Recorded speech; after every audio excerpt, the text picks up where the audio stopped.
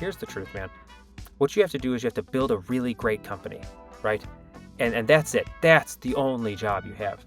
And to do that, you have to find really, really great people, arguably people better than you, more passionate than you, or equally as passionate at least than you at their particular domain, and convince them to make an asymmetric bet on themselves and on you to come join the company, right? And then convince them once they arrive that everything they're doing is of critical import and there's no time to do any of it. And you can accomplish in 2 hours what would take anybody else 20.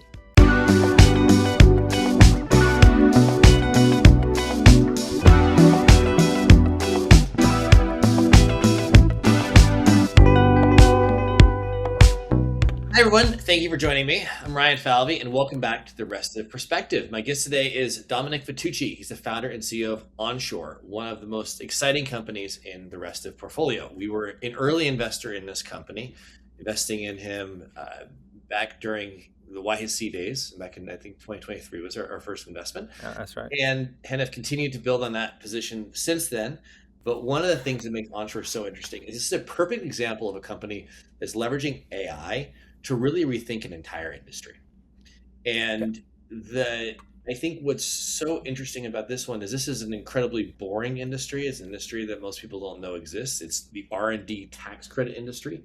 It is which basically means you're going to go to the IRS and pull together a bunch of paperwork and go through a bunch of complex tests and then give the IRS a big report. And then the IRS will say, okay, you get, X millions or potentially billions of dollars back.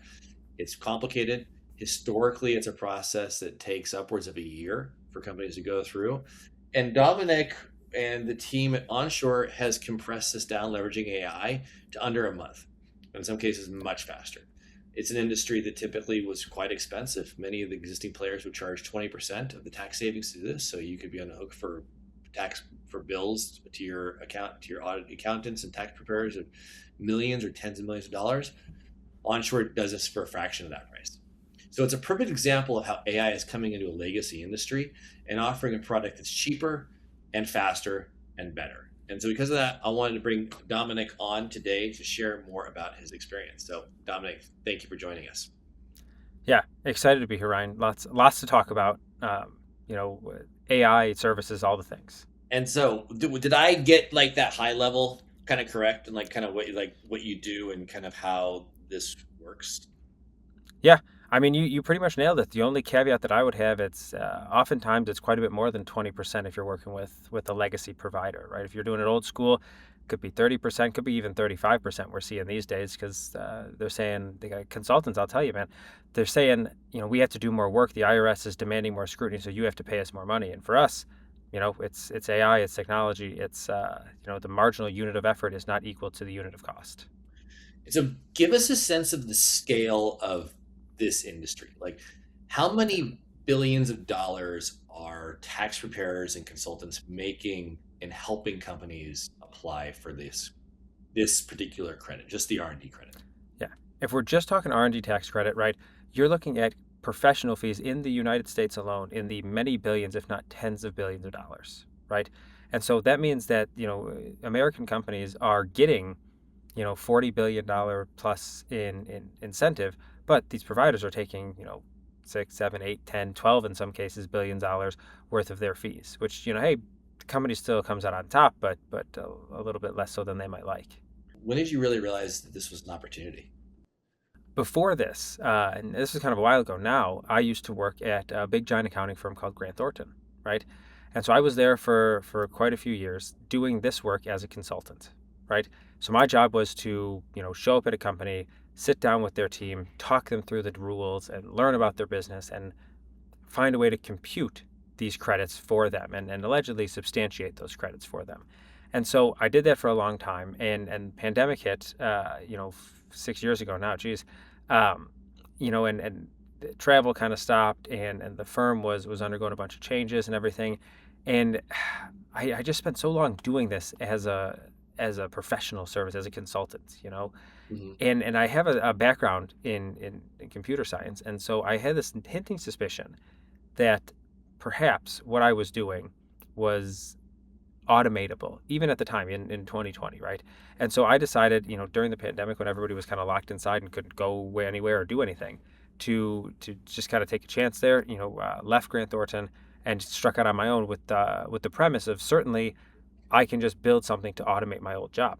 Now, Mhm. the first couple of years of the business, I decided to build a product and try and sell it to accounting firms. Hey, be better, be faster, be smarter, right? The traditional SaaS model. And had a pretty interesting product, automated, probably 70, 80% of the associate level work at the time. Mhm. And had gotten to, I think, about six customers, was doing a reasonable mid six figure sum of revenue at the time. But for like 2 straight years, man, I was just like banging my head against the wall, fighting with these junior accountants, right? These guys are saying, well, hey, this is cool, but my pivot table's faster. Point being is that for 2 years, I was just like killing myself to get accountants to see the light here. And after, one particularly difficult customer interaction where, hey, we don't want to pay the bill because we had to do this in a spreadsheet, I said, okay, you know what? Forget this. I'm not doing this anymore. I took my ball and went home, got rid of all the old customers, and said, if they don't want to play nice, we're just going to eat their lunch. We're going to build a product. We're going to go to their customers and say, hey, cut out the middleman. Get rid of, Deloitte. Get rid of KPMG. Use our software. Work Mhm. with us to be more efficient. It was really the first, in my opinion, entrant into, AI, and I use AI here in kind of the old school term, pre LLM days even, replacing services, right? And so this was, fall 2022. Mhm. Applied to YC on the day of the deadline, um, and we ended up getting in, which was incredible. And we had been in the OpenAI GPT beta, for like 9 months at that point. Uh, We'd submitted an idea. Hey, we want to try and do reports for tax and stuff, and it was really bad. The early GPT models, GPT 2.5 and 3 were bad. They didn't work super well. This was back when it was like Da Vinci and whatnot. Mhm. And so I saw internally, like if these got like just a little bit better, Yeah. they could do pretty much everything I was doing, right? And so went to YC, and then when we met Restive, raised a nice round after demo day, and then have just been kind of aggressively up and to the right, ever since. And so this is actually a cash rebate back to your company, back to your clients. Yeah, in some cases, yes, right? If you're doing a retroactive study, you can actually, is really incredible. You can take the current year benefit, but you can also go back up to 3 years. So if you've, paid tax in historical years, you can amend those returns and get cash, a check just from the government, sent right to your door, and have that money. Now, in the current year, in like the 2025 tax year, for example, it would be a reduction in the actual income tax you have to pay. So you never actually have to pay that money. And how long would one of these studies take? Like, how long would it take at Deloitte to go do this I task? can I can tell you from my experience, it takes about 9 to 12 months to get some of these done. Uh, We've heard when we're in competitive bids here, and I say competitive pretty loosely these days. When we're bidding with somebody else, and we're the clear victor because that's how it goes. We've heard them say, "Hey, our last year study, we're working with this firm, and it took them 14 months to get us the final report." I mean, that's ridiculous, right? Over at onshore, it how long does it take takes you to get a final report? yeah, it takes us like 2 to 4 weeks, and that's it can take quite a bit faster. It can take days if the customer is cooperative and responsive, right? The hardest part is getting the information and providing the context to our models, right? Once we have the information, it's right away. Why don't we see more startups? I mean, if this is so easy, how can we not have a ton of competition? Yeah, I think that so easy is a really, really misunderstood term. So easy for me, right? Because this is what I spent my life doing before this, right? I was well positioned to do this work, but this is actually incredibly complicated and highly nuanced tax work, right? And there's a reason, frankly, that these large firms have been able to preserve such an aggressive, monopoly across this industry for so many decades and centuries, and some, for some of these firms. And so what we've seen is that there were a bunch of players early on that hey, I was a part of an R&D study at a company. I was an engineer, and filling out PwC's spreadsheet was a pain in the neck. Okay, sure, but that doesn't make you a domain expert. That just makes you a guy who filled out a spreadsheet once, right? And like, toss a couple of smart guys from Stanford, a couple of ex-Meta guys. They probably build a product. They probably can sell it to their friends in other startups, sell to their YC batch, right?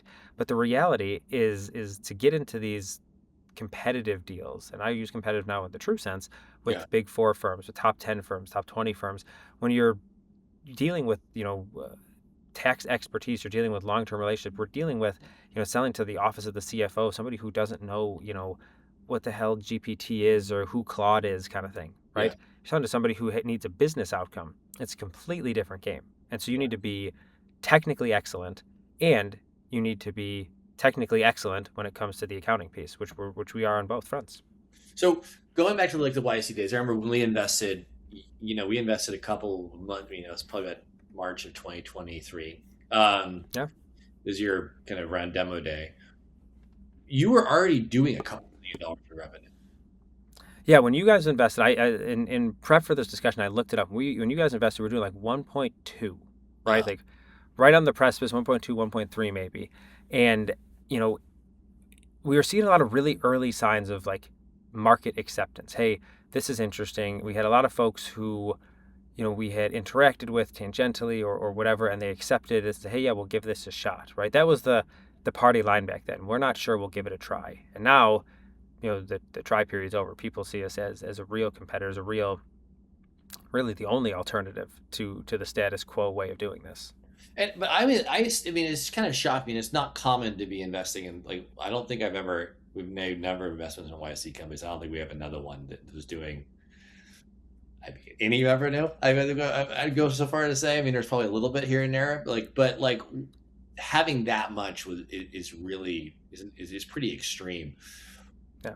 When you were talking to other investors, was that I mean, it obviously was persuasive for us, but did you get people saying, "Oh, there's an opportunity here"? Like, did this AI using tax, was that story flushed out at all, or what? Like, were you getting Yeah. credit for the revenue? Like, what was the reception? Yeah. It's a really interesting thing, man.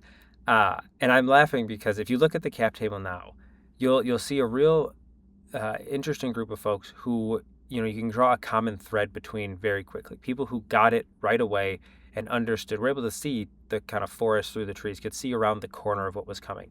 When we were talking early days to folks, the revenue got us on the phone with a lot of people, right? Hey, over $1 million, and this is back in 2023 when that wasn't Yeah, like common, or you weren't annualizing revenue by multiplying, MRR per hour or something like that, yeah. right? This is real $1 million kind of thing. And so back then, you got on the phone with someone, you explain this, and the number one thing, I just wanted to like box myself at the time was, well, hey, this just sounds like an accounting firm.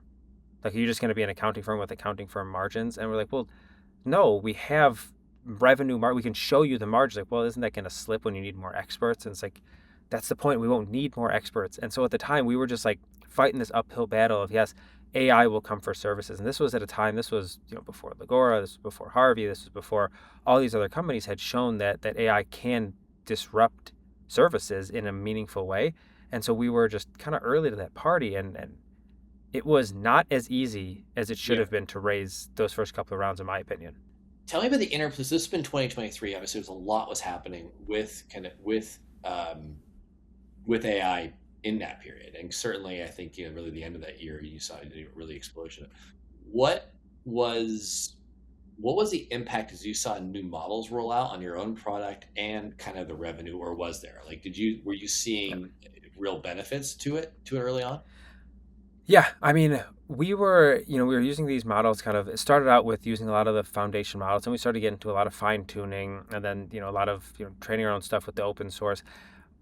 As each model improves, our product got better, right? Every time a new model came out, we all accepted, hey, this was the worst our product was ever going to be, right? So we benefit tremendously from, the technological advancements that we've seen across models and capability, but also across things like, context window, memory, agentic workflow and stuff like that. I think we were early to a lot of those parties as well. I think we were doing agent stuff before agent was even a word, Yeah. right?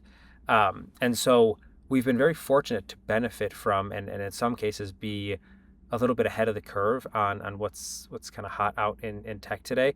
But we still today, great partnership with all the foundation labs to integrate certain aspects of their models into our products, throughout, and it's been great for us. So I want to skip ahead then to kind of when you were kind of ready for the Series A. So this would have been Yeah, about year and a half after that.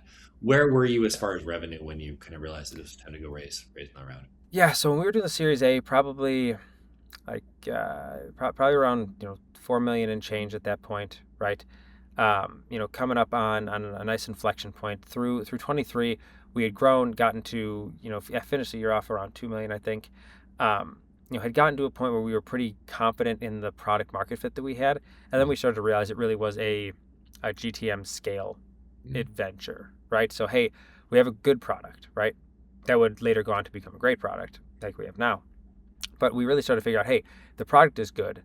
The guys selling it, me and the co-founder that I used to have, which we'll talk about in just a moment, we were the only two guys selling the thing.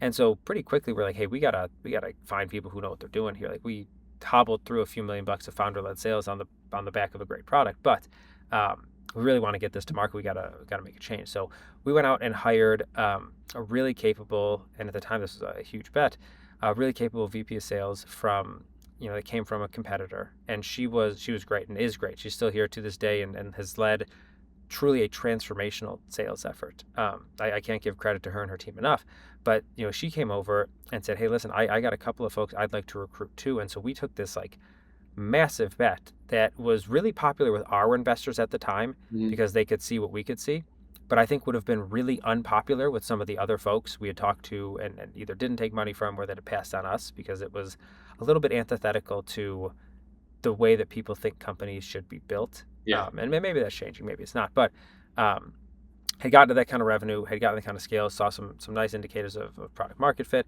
and then it really came down to just getting out there and finding the right partners on that. And actually, this, but the listeners should know this as well. The guys that we ended up raising our Series A from was an intro from Restive, kind of a friend of the firm, so to speak. And so we got plugged into those guys through you directly. Actually, Ryan, you and I talked about it and ended up Indeed, the Vertex. getting the right folks. Yeah, it's indeed from Vertex. So getting the right folks around the right table, and it was incredible. But yeah, it was a real experience doing that Series A. In that Series A, we you were kind of in the middle of it, and I believe kind of in the mid, really, I think kind of post term sheet, um, kind of before we really signed agreement in place. Um, Mark and Druska, the co-founder, unexpectedly passed away. Yeah, it was an experience. Yeah, so my co-founder's name was Mark Andrus.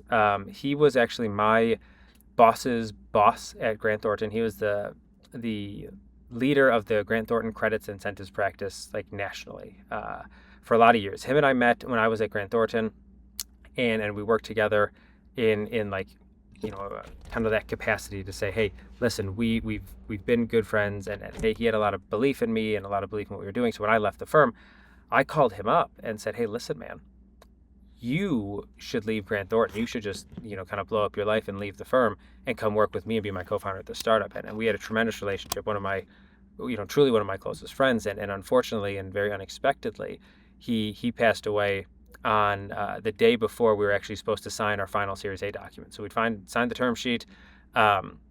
We had gotten to a point where we were ready to close, and then the day before close, I got a phone call and he had passed, and it was a real trying experience for me, for the team, and for our impending investors, our current investors, right?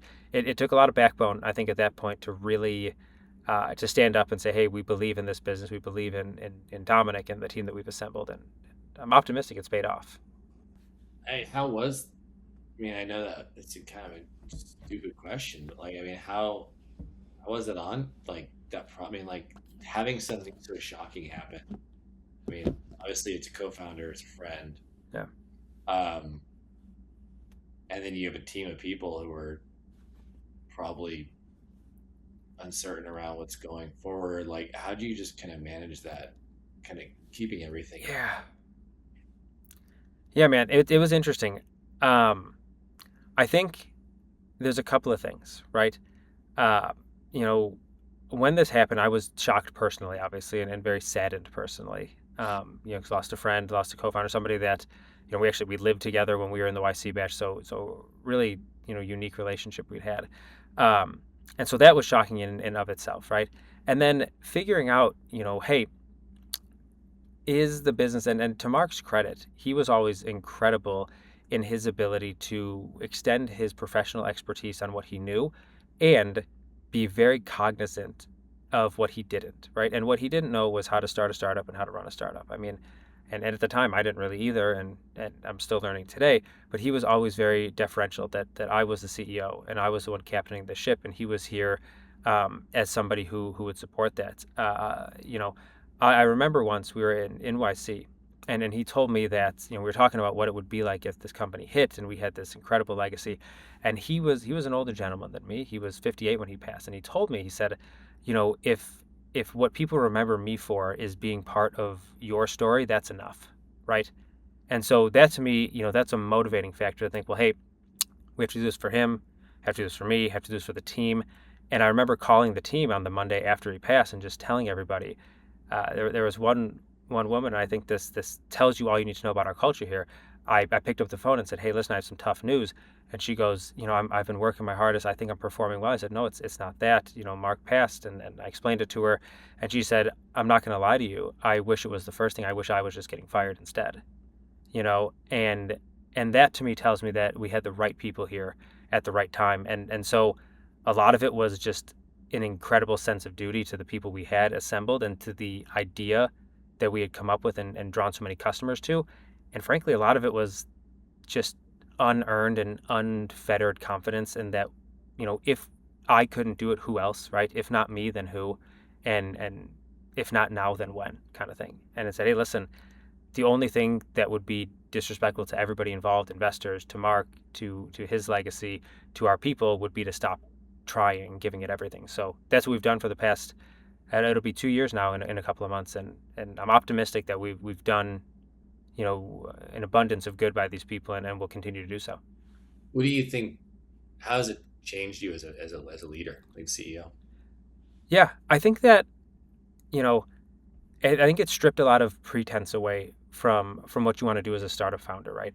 I think you know you spend too much time on like LinkedIn, or like even too much time in like the wrong parts of downtown SF, and you get caught up in this very weird culture of like it's cool and trendy and like sexy to be a founder, right? And everybody wants to be a founder, and like they think there are these performative activities you have to undertake to be taken seriously as a founder, right? You have to have a socials presence, and you need to film content, and you need to host mixers and get-togethers and YC retreat after parties and shit. Here's the truth, man. What you have to do is you have to build a really great company, right? And that's it. That's the only job you have. And to do that, you have to find really, really great people, arguably people better than you, more passionate than you, or equally as passionate at least than you at their particular domain, and convince them to make an asymmetric bet on themselves and on you to come join the company, right? And then convince them once they arrive that everything they're doing is of critical import, and there's no time to do any of it. And you can accomplish in 2 hours what would take anybody else 20.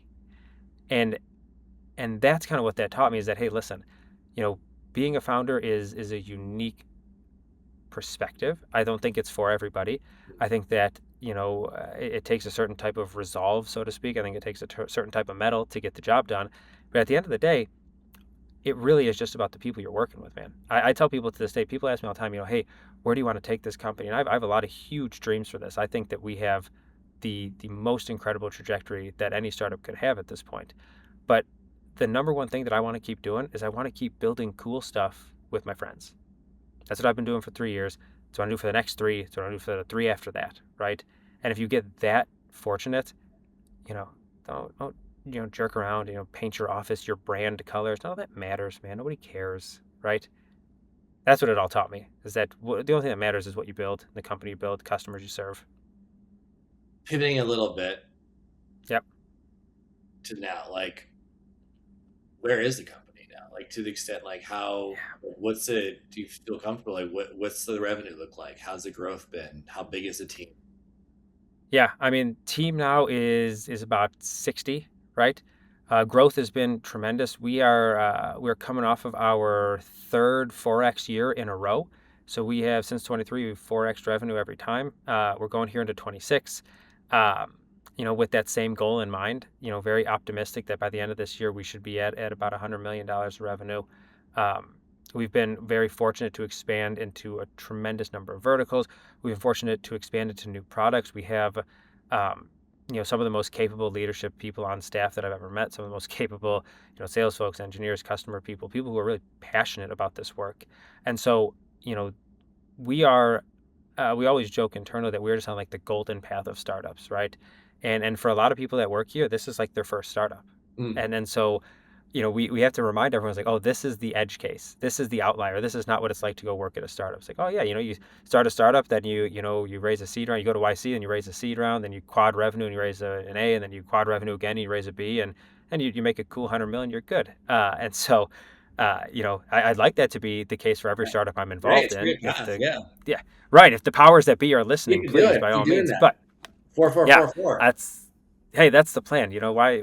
This used to be 2-2-3 or something like that. Now it's Yeah. just like four forever. Maybe five one year. We'll see. Point being, is it's just been an incredible ride so far, and like we're getting bigger. We're not having to grow headcount like aggressively. We don't have to have 2,000 people to make the amount of capital, amount of money that we do.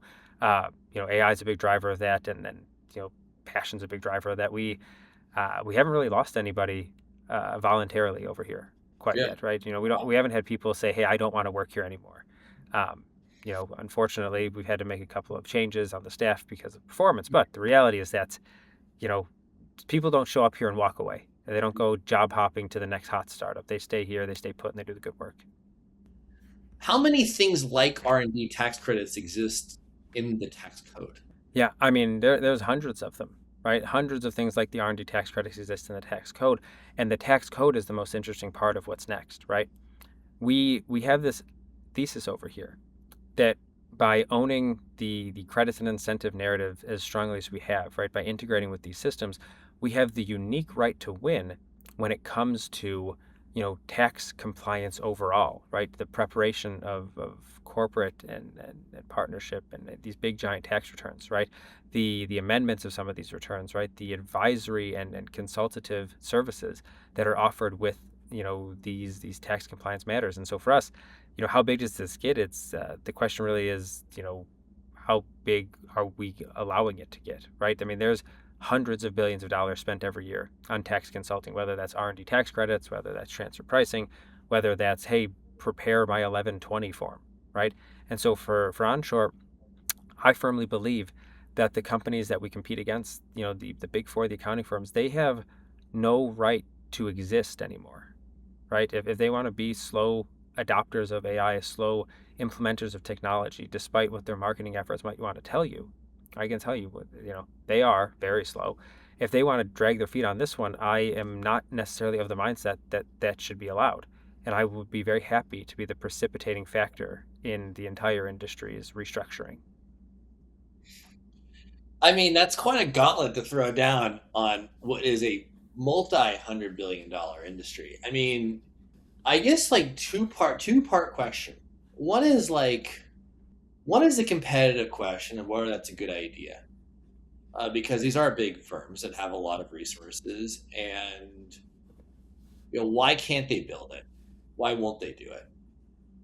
And then I think the second part question is like, well, if you're right, like, is that great for society? There's a lot of people who have, like, I have friends who work for these firms. A lot of people are employed and they're community leaders, and they've done a good job. Like, what's that say about where the economy is going if onshore is going to go and just rip the heart out of the middle class path to like professional success?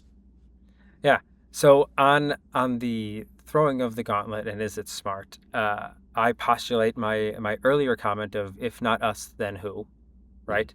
And so I think it should be us. And so when it comes to what the implications may be for society, right? I think that the shift in work is coming inevitably. I think we've seen many of these shifts, in history, the Industrial Revolution, kind of the advent of the internet. And what we've seen is there's a lot of scare and fear around, oh, these jobs are going away forever. We'll never, but that hasn't come to fruition, right?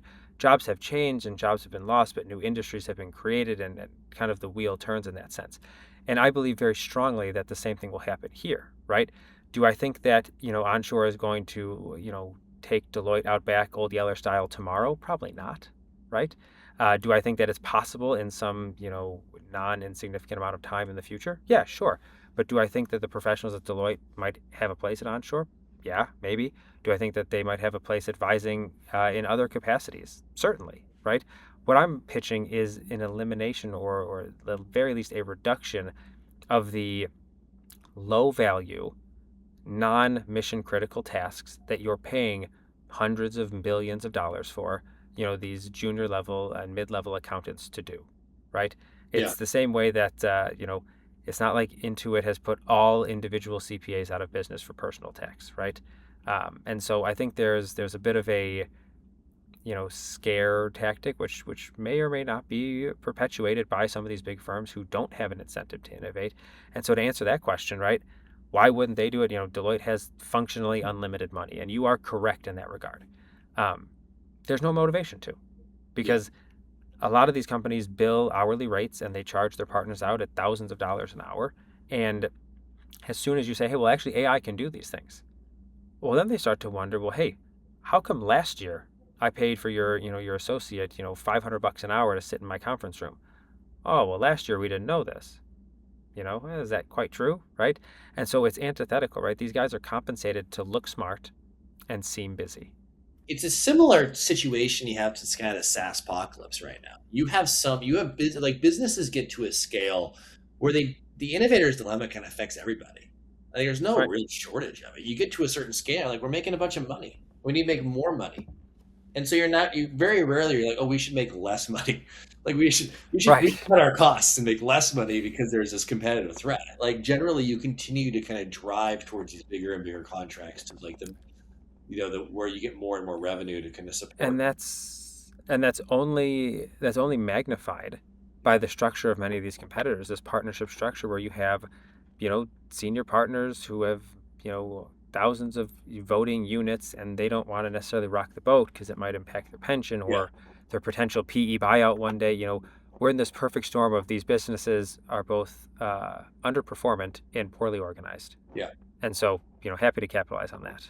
What's next for the business? I mean, you're planning to fundraise soon. Are you going to go public? Like, what's your kind of Yeah, give us your like 5 year plan for onshore? what I think is going to happen next is we're going to keep growing, as quickly as we have been, right? Whether that means a subsequent fundraise, who's to say, right? Whether that means going public one day, I think that'd be cool. I think we have an opportunity to be the first public AI services company if we keep executing at the level and an even greater level than we have been. And so my motivation today is to continue doing exactly what we're doing, just better and faster and to a better, a higher standard for our customers. Awesome. Well, Dominic, as always, fun to chat with you. I appreciate the takes, some of which were hot, Yeah, and also your transparency with the business. You have a unique perspective, and your honesty and integrity always shines through too. So appreciate you taking the time. no, I appreciate it, man. I'm happy to be on. Like I said, always a fun time to chat with you. Awesome.